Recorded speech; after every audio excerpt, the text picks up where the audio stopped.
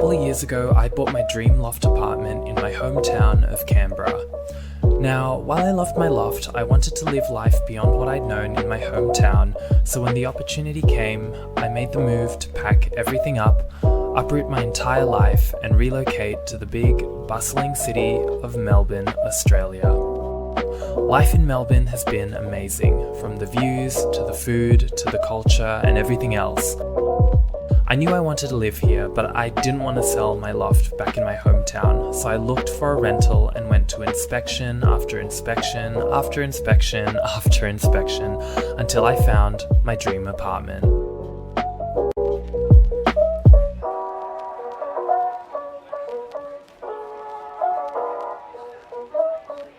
Everything has been incredible moving to a new city.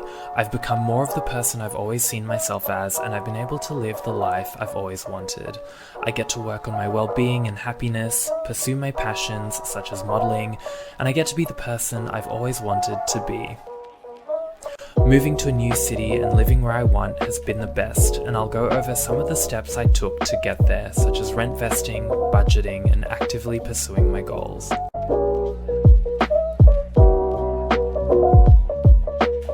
Hi everyone, how are you? It is me, Fern. I'm hoping you're having an awesome day. I want to talk about real estate and just do another real estate video, and I just want to talk about how I get to live where I want to live.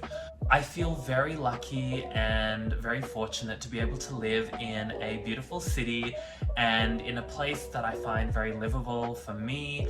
I find it's very walkable, and I just love the vibe and the scenery and the ambience. I just want to go through sort of what prompted me to move from my old hometown and how it's improved my life, and how all these tiny little improvements sort of compounded into this bigger overall improvement in my life. I'll be talking about things like my finance tips and budgeting, and also how I rent vest, so essentially buying in a location that I think will have potential investment growth, and then renting in the place that I want to live in for lifestyle reasons or whatever it may be.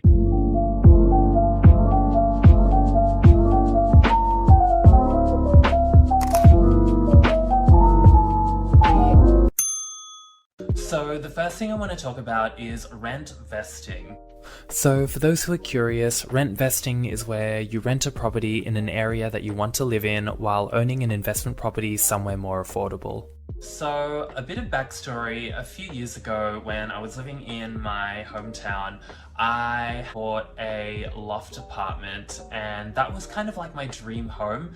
I loved everything about it. It had these beautiful floor-to-ceiling windows, vaulted ceilings. There was like a mezzanine level where the bedroom was, so it sort of overlooked the living space, and that was like a dream home for me. The only downside to it is that it was in my hometown, and I knew deep down for a very long time I wanted to move out of my hometown and go to a bigger city, and I know I had my eye set on Melbourne. I did think about selling that apartment for a very long time and using that money to buy a place here in Melbourne, but what I ended up doing was I ended up rent vesting. When we moved here, I kept my loft apartment and we decided to rent it out. From a financial perspective, I think where we were in our hometown, that's sort of like a growth location. So a lot of properties there are going up in value. The rental market's quite strong. It's a university town as well, so there's always going to be demand for people wanting to rent there.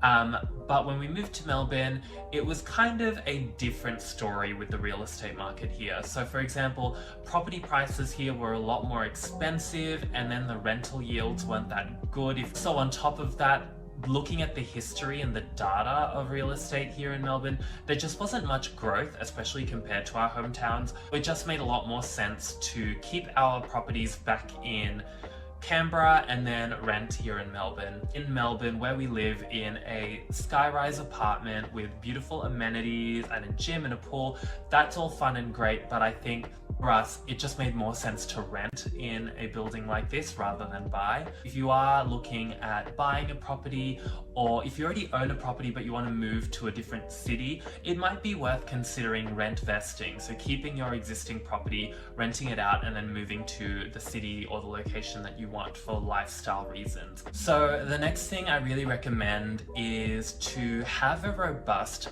budgeting spreadsheet or a process that you use to save and budget your money. So for me, when I wanted to move to a bigger city, I did a budget on an Excel spreadsheet, and it's something I had already done in the past, but I have this Excel spreadsheet that sort of breaks down my fixed ongoing costs. So things like my petrol for my car, my registration for my car, servicing, phone and internet bills, rent, I guess if you're renting somewhere, or in my case it was a mortgage. And I had it all in a spreadsheet. And when you have your fixed costs in something that you can read and see how much of your paycheck is going out to those fixed costs, really good thing with budgeting as well is it really tells you how much you can save and how much can go to things like discretionary spending, groceries, bills, an emergency fund. So for me, I follow the rule of saving a particular portion of your income, that I can save up to about 40 to 50% of my income every fortnight to go towards savings or investments, or putting it back into paying off some of my real estate. So with the example of my spreadsheet, I just did it on Excel using rough formulas. I also have it on my phone as well. So with my spreadsheet, I have it saved on my Google Drive, and I can just pull it out on my phone and check it whenever I'm out and about, which is really good. So if you can, create your own spreadsheet and have a process where you're checking it every day or every week or every fortnight, and just making sure that your spending and your saving aligns with what you have inputted into your spreadsheet. So the next thing I recommend to live in the place that you want to live is to see where you can cut down on spending on unnecessary items or services or things. This tip is specifically for things that you definitely do not need. So I'm not saying, cut down on food spending or, like exercise or the gym. For me, a really good example was when I actually moved to Melbourne. It's so much more walkable here, and the public transport system is so good that I found that I ended up using my car very infrequently. Back when I lived in my old town, having to get to work every day, I would drive my car, and then I also had family and friends in different parts of town that I would drive around to go visit. That ended up being quite a big expense. Living here, I can just catch public transport or I can walk. That's one example of cutting down expenses. Another thing that I came to realize having moved here and living in an apartment is that a lot of the house expenses that you have when you live in a property that's a bit bigger and has a courtyard or land is that you're probably spending more on things like maintenance, like maintaining the yard, the garden, the courtyard.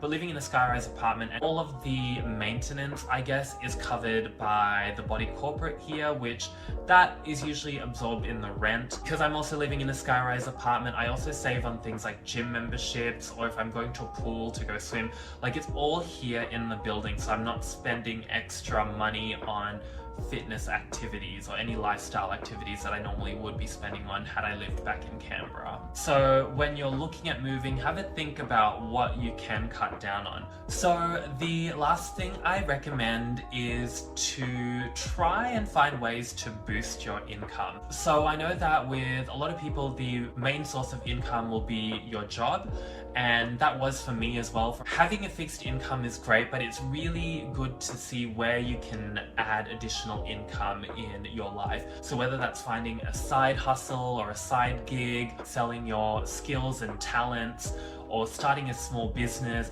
whatever it may be, see where you can add an additional source of income to your life. So for me, aside from my job, I also have my real estate investments, which bring me rental income. Another thing that I started doing is I found a side hustle ever since moving to Melbourne. For those that watch my videos know that I have a side gig. I do modeling on the side, so I'm signed to a modeling agency. And ever since I moved to Melbourne, it was kind of like, I guess, compounding series of events that led me to where I am now. So I always wanted to get into modeling back when I was living in my hometown, but there just wasn't any opportunities to do it. When I moved to Melbourne, I signed to a modeling agency and I submitted my portfolio to a bunch of different agencies until I heard from one.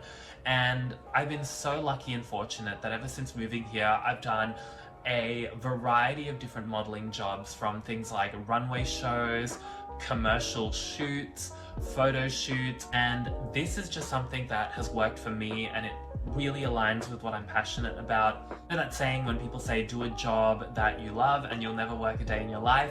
I feel like that is definitely me with modeling. When I did move here, I did make it a goal of mine to find myself a side job or a side hustle, and modeling ended up falling perfectly into that.